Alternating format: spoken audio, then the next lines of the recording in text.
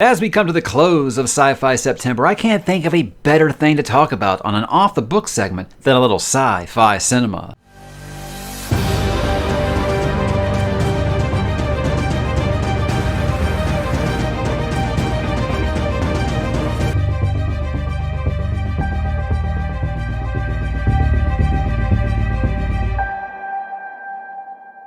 Hey, what's up, bookworms and couch potatoes? Mike back again for another off-the-book segment. Today, we're going to be talking about some of my favorite science fiction movies of all time. 15 of them, to be exact. Now, I've talked in the past about my love for science fiction in a visual medium. I talked about my favorite science fiction TV shows on the very first off-the-book segment over a year ago on this channel. And you know what? I thought, hey, there's still a lot of movies out there that I love, that I'd love to talk about. So we're going to dip into that now. Now, I want to get this out there first, guys. These are not going to be ranked. And I know a lot of people are like, oh, they're hearing that Price of Right fail horn sound right now. With this, these are just too many movies that I consider some of the best of all time.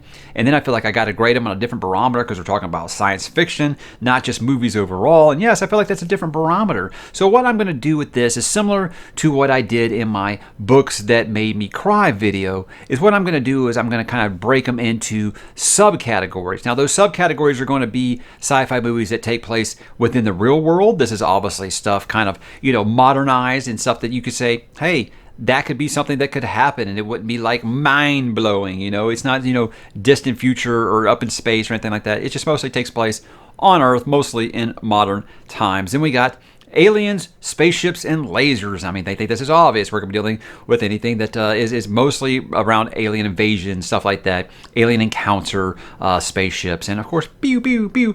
And then the last one is going to be distant future and galaxies far, far away. I think you know where I'm going with that one there. There's going to be mostly your I guess you just call it just like a ways away from Earth or way in the deep, deep future and things like that. Or at least they were when they were recorded, because there are going to be some kind of older ones here, guys. So let's just jump right into it, guys. First with the real world ones. Now, I have 5 of them here. I'm going to get these out of the way so I can move these here, because I've got most of these on a physical medium, because, yeah, I used to collect a lot of physical media. Can you believe that? I used to collect a lot of physical media.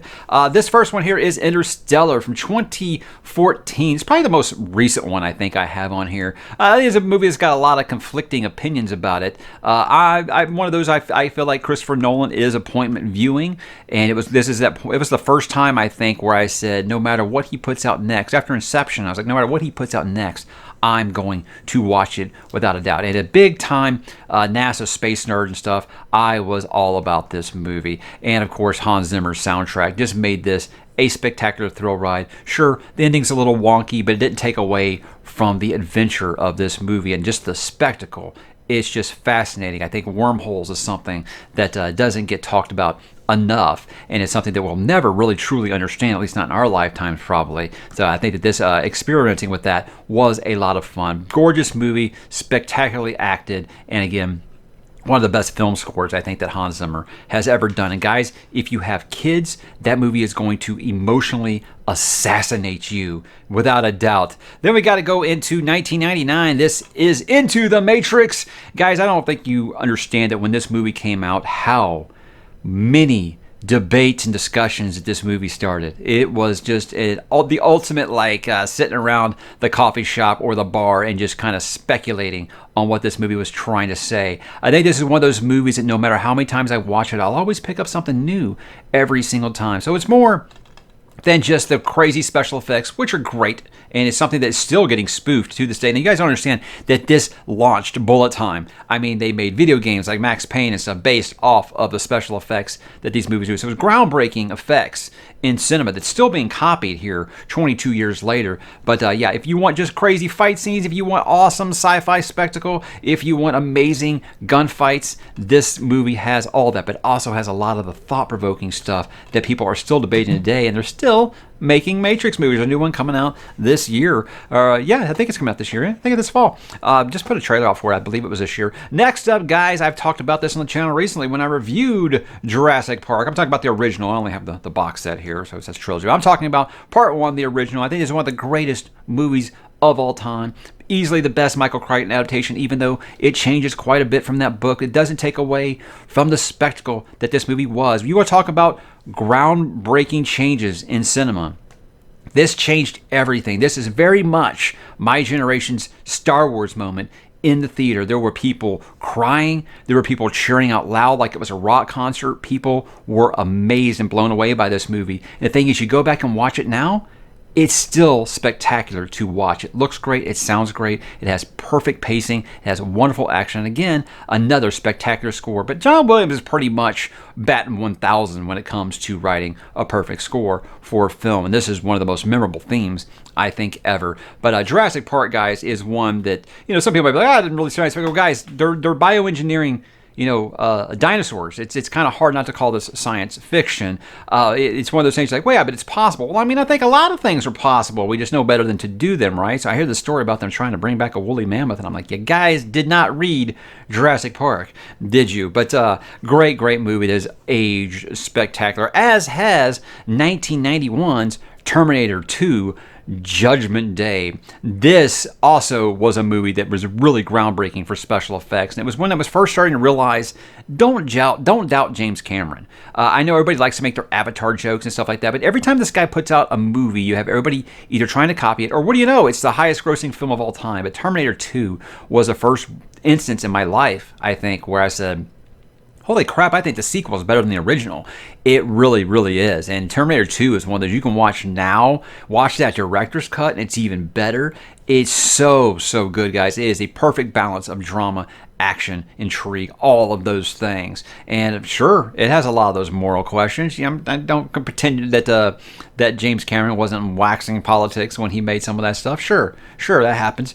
But again, it didn't take away from what an incredible movie this is. And as we get more dependent on technology, this and Battlestar Galactica become more and more less speculative fiction and more like, maybe we should go back and remember some of these things that we were taught by some of these people. But yeah, Guns N' Roses, guys, Guns N' Roses made this even better, I think, because that soundtrack was just ripping, and I loved it. Then one of my favorite movies of all time, last one in the real world ones here. This is, of course, 1985's Back to the Future. I think that this is a perfect movie from beginning to end.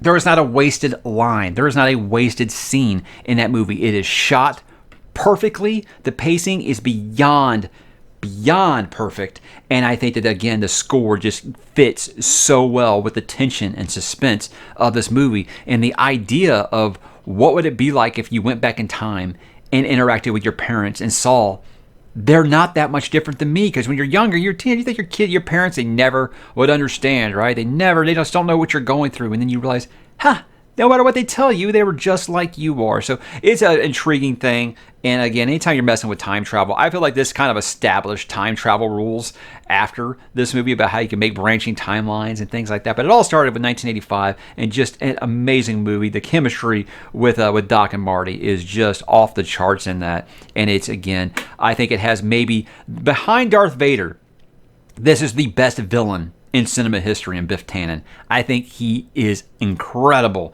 in this movie. And I think I use more lines from this movie in my daily life from Biff than I do any other character. So, what does that say about me? Let's move on to the next category. Now, when you deal with aliens, spaceships, and lasers, there's a lot to choose from out there. I mean, if you think about how many alien movies there are and how many tough cuts I had to make from this, like an Independence Day or something like that, a movie that I love, but I'm like, do I love it more than these? No. So I had to get this down to 15 just because I wanted to kind of, hold this video under a half hour, I think. So here we go, guys. Predator. Now, I think with Predator, when this movie came out, I think, when did this come out? 1987. I probably was too young to be watching it, but at the time in my house, my dad's rule was no R-rated movies unless they got Arnold Schwarzenegger in it. Arnold Schwarzenegger was approved watching by my dad. Probably the best chunk of parenting that he ever did, but that's going to be a much darker conversation than we want to have right now, right? But I think with this one, guys, it's just so campy, and it just embraces how campy it is. And it's hard to argue because they're still making Predator movies, guys. They've even crossed over Predator with Aliens now. That's how important this movie was. And I think it sucks that we never got a sequel with Arnold in it, because I think it could have been really, really good if they had Predator 2. It had its moments, but gosh, this original one, I think just the jokes, the two jokes that, I can't think of his name, the character's name that makes the jokes, but the cast in this, man, Carl Weathers, not just Arnold, you had, God, what's his name? Jesse Ventura. Crazy characters that you would have seen in so many other things. It's so many iconic lines, get to the chopper, things like that. Just, this was Arnold at his peak, and just the Predator itself, such a cool design, practical effects like we had never seen up to that point. Just spectacular idea, and very, very simple. And I love the fact that it's like, you start the movie and you think, oh, this is like every other tactical espionage war kind of movie that we've seen Schwarzenegger in, and it just completely flips the script once bodies start falling. And the body count is high, guys. I love it. I'll never not enjoy that movie. I think it's awesome. Just like 1977 Close Encounters of the Third Kind. It's a nice case. This is why I never upgraded to the Blu-ray, because I love this case so much. This was probably after E.T. This was my first experience with Steven Spielberg. I was too young to watch Jaws when I watched this. So this was one of those movies, I think, that will always have some nostalgia pull for me. I mean, who doesn't see this movie and not think, boop, boop, boop, boop, boop, right? It's just, guys, this movie was so ahead of its time, I think. And I think it was a time when we wanted so much of Star Wars, and when we got this, it was just it wasn't exactly Star Wars. It was a very much more grounded and realistic, how would we interact with aliens if we got the chance to? And it was very, very realistic and grounded in that way, and it was refreshing to have an alien story where they weren't just here, to beat the shit out of us. They were here to communicate, to interact with us.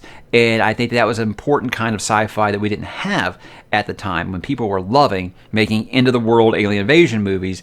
Spielberg took a different route, and it's something that's still really, really good today. It has that Amblin charm from beginning to end, and Richard Dreyfuss in this, top-notch stuff. Very, very top-notch stuff.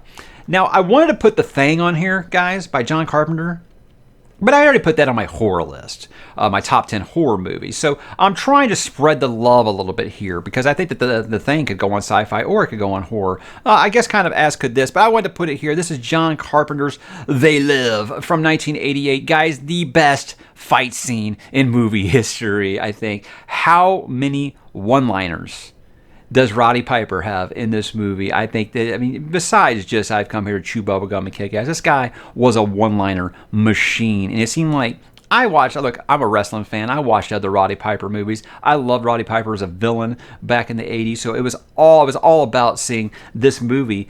And the thing is, I've seen some of his other movies, and it's just like, yeah, it's just another wrestler trying to act. It's not good. But John Carpenter was able to pull things out of him that no one else could. And he's absolutely fantastic. Him and Keith David are just so good in this movie. And it's one of those things, guys. Again, you look at some of the political allegory in it, and it was done in a way that it didn't take you out of the movie. I think that's something that they had down more than they do with modern film, and I think that's why a lot of these movies resonate a lot more with viewers than they do now, is because they're not so ham-fisted. It's like, okay, look, I could put some of my political ideals in there, but I'm not taking away from the storyline of the movie, and They Live did it sometimes better than others. A very, very thought-provoking movie about, consumption, media, lies, things like that. You'll have to, if you haven't, guys, you need to do it immediately. This is like the conspiracy theory of a movie, and it's very, very good. And I think it's aged so well. And I love it has that John Carpenter charm of being pretty low budget, and I think that makes it better, because it keeps them grounded to what they're doing in the story. And They Live, guys, one of the best, one of my favorite to go back and watch. Now, when you talk about aliens, you can't do that without going with 1986, and this, of course, is Aliens, right? Now, I have Alien also on my horror list, so that's why I want to give some attention to Aliens here. Again, I think that Alien is a horror movie, and I think that Aliens is very much an action-adventure movie with a lot more aliens in it. So I think it took everything that was great about the original, and it said, let's amp up the sci-fi popcorn flick kind of fun and just go crazy with it. And I think that it's one of those things where I feel like people even people who or like consider themselves like film snobs, they're like, oh, I like Alien better than Aliens because it's a thoughtful film. It isn't just run and gun kind of trash. But they'll look at it. But Aliens is a really good movie. I think they'll say that. But it's something that I think that just kind of connects with everybody in a way. I mean, who doesn't love a good Aliens versus human shoot 'em up? I mean, I talked about Alien Invasion thing, but this is very, very different. We already established the rules of the Xenobites in the original. So this kind of took that and applied, okay, how would we fare if we're locked into a facility with these things? Not well. So it very much becomes survival horror at its best. And again, Ripley, one of the most iconic sci-fi characters of all time. And it's front and center here. And Michael Biehn's really, really good in this too. But yeah, guys, I mean, what can I say about Aliens? It hasn't already been said. One of the best action flicks of all time. Again, one of James Cameron's best. I think I saw this right after I saw The Abyss by James Cameron. So, I was a pretty young, guys, when these came out. So some of my parents were very, very restrictive. They didn't let me watch some of these when they were brand new. So, but again, Alien and Aliens, both of them could be on here, but I'm going with Aliens on this one. And then my last one for Aliens, Spaceships, and Lasers. This, of course, has two of the three in it. And this, of course, is E.T., one of my favorite movies ever. If there is a list where they say top movies that make you cry, and E.T. is on that list, it is null and void to me because this movie will make me turn into a 6-year-old girl with a skin knee every single time I watch it. The goodbye scene in this movie is one of the most heart-crushing things ever. First movie I ever saw in a theater. That's how big this movie was in the 80s. I was 4 years old. Mom didn't take me to the cinema. She said, okay, we've got it. She went and saw it with friends, said, we've got to go see this, kiddos, because this is a phenomenal movie, and it transcends time. Because my kids love it every bit as much as I do. But yet when we watch it, it's like watching Toy Story 3. I'm the only one crying at the end. The kids are like, what's going on? I have no shame, guys, no shame admitting that this movie brings me to tears every time I watch it. It is the perfect Amblin film. It captures everything about childhood, about coming of age, about friendship, everything and beyond. It doesn't matter how different we are. It has all of those themes in it. And I can't understand people who watch this movie and say, I didn't really like it. I just don't understand. It's one of those things, I'm the ultimate, it's all subjective, guys. Like what you like, and if you don't like it, that's okay. This is one of those, I don't understand how this doesn't connect with everybody, because this is an incredible, incredible movie, a landmark achievement in cinema, and it is definitely one of the most touching movies I've ever watched in my life, and I will die on that hill defending this as one of the greatest films of all time. But let's move on to the final category. With distant futures and galaxies far, far away, there are some spoiler stuff I'm going to kind of avoid. So if I'm not talking about some things that are quite obvious to you if you've seen them. If you haven't, I don't want to spoil it for you, even though some of these movies are 60 years old, but that's okay. I don't want to spoil that for you. I got to go all the way back to 1968 here, and this, of course, is Planet of the Apes, the original. Look, guys, I like all these movies, all of them. Every one of them. I even like the Matthew Reeves movies. I even like that one Tim Burton movie, even though it was kind of... But still, the original with Heston is one of the greatest sci-fi movies ever. Such a twisted concept, and easily right there with Empire Strikes Back is the most shocking movie ending of all time. I think it completely floored audiences in 1968, and when I watched it for the first time as a young man, I was blown away by this ending. But again, you look at the special effects at the time, the makeup that they used. It was amazing what they were able to pull off. And again, one of Heston's best roles ever. Take your stinking paws off me. So many good lines. It's a madhouse. This is an iconic film. And Roddy McDowall in this whole series is just so superb. I think what the actors were able to do, not just in the costumes, but on the screen, acting with one another, it's just such a trippy concept, and it's done so well. Very, very different from Pierre Boulle's novel, but it's definitely hits the same themes and thoughts. And this is one, again, I love all of these. I think all these movies are great. I wish they'd release some of those unedited ones, like Conquest of the Planet of the Apes. There's an unedited version, apparently, that I've never actually seen. You can read about that if you want to know. But again, guys, and this is an awesome box set, by the way, of the originals, the original 5. So if you have the coin to splurge for that, I highly recommend it, because this is an awesome. It has lots of special features and stuff on here that will have you mesmerized. But that's a story that has always stuck with me since I saw it as a young kid, and it's obviously stuck with a lot of others since they continue to make Planet of the Apes movies to this day. And Matt Reeves did a good job. He really, really did. And then we go into some of the ones you probably heard a few times on lists like these. There aren't going to be any surprises coming after this. This is 1982. God, what a good year for sci-fi 1982 was, right? This is Star Trek II, The Wrath of Khan. And I'll be honest with you guys, this was a movie that got me into Star Trek. Because at the time as a young man, think about it, guys, I was born around the time Star Wars was taking over the world, right? So it was hard for me to look at anything and take it as seriously as I took Star Wars.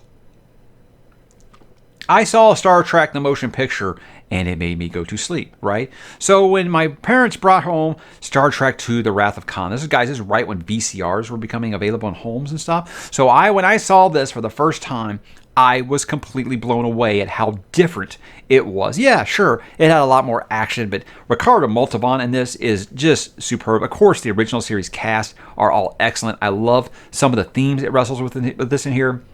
Like with Kirk and Bo's kind of dealing with their own mortality, their age, and things like that. So many more things than just Khan, even though that's great. That's great stuff. But guys, this is a perfect sci-fi movie. There's not a bad thing in it. It has aged perfect, and the ending will break your heart. I mean, I wasn't even super invested in Star Trek characters at the time, and that ending brought me to tears. And even though you know what happens later in the series, it doesn't take away what they achieved with that ending in this movie. It's just perfectly done. Again, guys, amazing score. Again, James Horner. James Horner is one that people don't talk about a lot, but that guy has a lot of great scores, and this is one of the very best. By far, without a doubt, the best Star Trek movie ever made. There have been other good ones. Let's be honest, most of them haven't been, but this one is without a doubt far and away one of the best science fiction films of all time, not just of Star Trek. And we got to go back to 1968 here, guys, and we're going to talk about 2001, A Space Odyssey. This is one I kind of put off for a long time. I didn't watch because I don't know why I didn't watch it. I think I had seen stuff when I was younger, and it just kind of it looks boring to me. And it was one of those I didn't watch until I was in my 30s, and I watched for the first time. And yeah, it met the hype. Now look, full disclosure, guys, I've never done drugs in my life, but I felt like I took drugs at the end of 2001 because the last 20 minutes of this we were like, what in the world am I watching right now? But prior to that, so many things you see in sci-fi cinema after 1968 all the way through today, you're still seeing copied from what 2001 was able to do. Honestly, when I found out that they didn't use real chimpanzees at the beginning, I was kind of blown away. So that just tells you that Kubrick had his shit together as early as 1968. Obviously, this is one that I don't need to hype up too much. Has a legacy for a reason because it's just an awesome movie, spectacular music, and of course, Hell 9000 is just one of the greatest things ever. I wish I could program my Amazon speaking unit. I don't want to say her name because she'll start talking to me right now, but I wish I could program her to sound like Hell 9000 because I think that would just be so fun, right? But yeah, I can't let you do that, Mike. It would just be a phenomenal way to go about my day. But yeah, 1968. 2001 here. Now, I know you're like, but how can you call that distant futures and galaxies far, far away? Guys, because in 1968, 2001, we thought that things were going to be very different than they turned out to be, right? So I look at it kind of from that point of view. Like if we make a movie now and we say in 2050 this is going to happen, and when we get to 2050 none of that's happened, I don't think they're going to be like, oh, okay, well, it doesn't count as distant future anymore. All right, for the last one on here, guys, this is going to surprise absolutely no one who knows anything about me. And yeah, I'm cheating. I'm counting one. This, of course, is the Star Wars trilogy, the original trilogy, guys. These movies will never, ever stop being amazing to me. I mean, this is basically my childhood right here. These 3 movies, watching these over and over and over and over again. Like I joked about earlier about when VCRs were first being made available at home. My parents were doing the original bootleg. They were renting 2 VCRs and renting copies of Star Wars and playing it on one and recording it on the other because we wanted our copies of Star Wars. This is before you could buy them, guys. This is before you could buy Star Wars on home video. When the rental outlets first started getting them, that was it. There was people that was checking out Star Wars and just not returning them. And at the time, they were like $500 and stuff. But people wanted them that bad because back then, guys, if you didn't see it at the cinema, you just didn't see it. It rarely ever went to TV. They didn't have home video and stuff, so Star Wars was so big that it made them start putting stuff out on home video. And for me, guys, I mean, what can I say about Star Wars? I haven't already. I talked about it when I did my favorite film trilogies. I talked in depth, really. Not in depth, but the same stuff I would repeat right now if I talked about Star Wars. But I mean, the original trilogy, there's a reason that 40-something years later here, it's still held on a pedestal, especially by my generation. Because it changed everything. It changed film in a way that had not ever been dreamed about in 1977. And look at all the copies that is spawned, and nothing ever really touched Star Wars. It's still the biggest. Look, there's a lot of divisive nature about Star Wars right now, and about the mishandling of it by Disney and stuff. But you can't deny that there's a bigger franchise all time than Star Wars. I mean, you might say Marvel now for this generation. Absolutely, MCU is definitely the Star Wars of the current generation, without a doubt. But you got to think about time and building a legacy here. And I think when you're talking of a movie that came out before I was born, and it is still a movie that is held on top 10 lists all the time by serious film critics that usually do not like science fiction. The Star Wars trilogy was every bit as important as anything ever made.